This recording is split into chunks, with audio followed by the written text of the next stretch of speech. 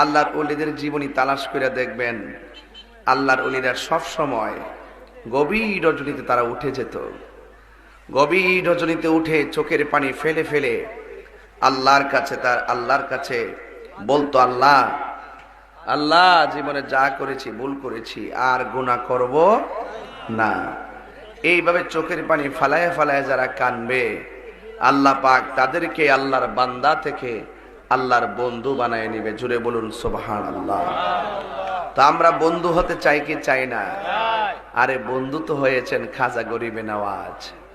আল্লাহর হাবিব বলছেন, ইন্নামা আনা কাসিম ওয়াল্লাহু ইউতি, আল্লাহ আমাকে দেয়, আমি নবী বন্টন করি। আল্লাহর হাবিব কি বন্টন করেন? টাকা পয়সা না, আল্লাহ পাক এলেম বন্টন কর। আল্লাহ পাকের হাবিব এলেম বন্টন করেছেন। এলেমের অনেক প্রকার আছে, এলমে জাহের, এলমে বাতেন, এলমে তাসাব্বুর, এলমুত তাসদিক, এলমুল বায়ান, এলমুল ফাসাহাত, এলমুল বালাগাত, এলমুল শরীয়ত, এলমুত তরিকত, এলমুল হাকিকত, এলমুল মারিফত। এত এলেমের পর একটা এলেম আছে যেটা শিখতে গেলে মাদ্রাসা স্কুলে পড়া লাগে না, এটা আল্লাহর ওলির গোলামির মাধ্যমে হাসিল হয়। ওই এলেমটারে বলা হয় এলমে লদুনি। জোরে কন্যা সুবহানাল্লাহ। এলমে লদুনি যারা পেয়ে যায়, সে যদি সিএনজি ওয়ালা হয় সে ওলি হয়ে যায়। এলমে লদুনি যারা পেয়ে যায়, সে যদি রিক্সাওয়ালা হয় সে ওলি হয়ে যায়। এলমে লদুনি যে পেয়ে যায়, সে যদি জমিনে ক্ষেত কাটে সে ওলি হয়ে যায়। এলমে লদুনিটা হলো সেটা আল্লাহর পক্ষ থেকে একটা খোদাই এলেম, যারা পেয়েছে তারাই বান্দা থেকে আল্লাহর বন্ধু হয়ে গেছে। এই যে আমরা কামেল পাস করতেছি, টার্গেট হইলো একটা সরকারি চাকরি করবো। যারা লেখাপড়া করছে, কেউ ইঞ্জিনিয়ার হবে, কেউ ডাক্তার হবে, কেউ চাকরি করবে।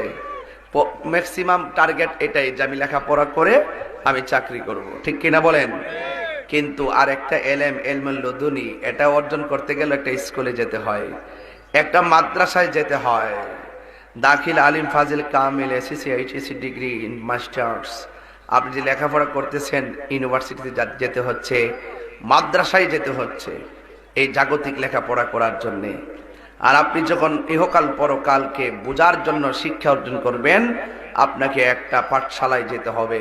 সেই পাঠশালার নামই হলো আল্লাহর ওলিদের দরবার। জোরে বলুন না সুবহানাল্লাহ। মুদিমালের দোকানে গেলে মুদিমাল পাওয়া যায়, ডাবের দোকানে গেলে ডাব পাওয়া যায়, ঠিক না বেটি? আল্লাহর ওলির দরবারে গেলে আল্লাহ পাওয়া যায়। আমরা আল্লাহ চাই কি চাই না? আরো জোরে কোন চাই কি চাই না? ভাইরা আমার, এই দুনিয়া ছেড়ে চলে যেহেতু যেতে হবে, আমরা আল্লাহকে চিনি না, আমরা কোরআন হাদিস বুঝি না। যারা বুঝে, যারা জানে, যারা চিনে, তাদের কাছে যেতে হবে। ড্রাইভিং শিখাই না রাস্তায়, ড্রাইভিং যারা পারে এদের কাছে গিয়েই ড্রাইভিং শিখতে হয়। কথা বলেন ঠিক কিনা? এই জন্য আমি কথা বলে আপনাদের হৃদয়কে আকর্ষণ করলাম যে পৃথিবীটা অত্যন্ত কঠিন একটা জায়গা। এই জায়গায় থেকে যদি আপনি আল্লাহকে বুঝতে চান, রাসূলকে যদি বুঝতে চান, তাহলে আপনাকে আল্লাহর ওলিদের দরবারে যেতে হবে। আল্লাহর ওলি এই দেশে এসেছেন বলেই তো এই দেশটা আলোকিত হয়েছে। খাজা গরিবে নওয়াজ যদি ভারতবর্ষে না আসতো, তাহলে মদিনার এলেম আমরা পাইতাম না, মদিনার প্রেম আমরা পেতাম না। দেখছেন না এই